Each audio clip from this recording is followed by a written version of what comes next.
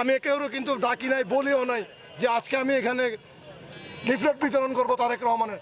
আপনারা আমাকে ভালোবেসে সহযোগিতা করে আপনারা আজকে এখানে উপস্থিত হয়েছেন, তার জন্য আমি আমার ব্যক্তিগত পক্ষ থেকে আপনাদেরকে অভিনন্দন এবং শুভেচ্ছা জানাচ্ছি এবং বিএনপি পরিবার থেকে আপনাদেরকে অভিনন্দন এবং শুভেচ্ছা জানাচ্ছি। আশা করি দুর্দিনে যেমন আপনারা আমার পাশে ছিলেন, সামনে দুর্দিন আসুক সুদিন আসুক আপনাদেরকে আমি আমার পাশে চাই ইনশাল্লাহ। ইনশাল্লাহ আপনারা আমাকে আপনাদের পাশেই পাবেন ইনশাল্লাহ। রহমানের মুখের কথা আমাদের কাছে আয়, ধানের শীষ যার, ধানের শীষ যার, জুড়ে বলতে হবে ধানের শীষ যার, ধানের শীষ যার। তারেক রহমানের নির্দেশ আমাদের পালন করতে হবে।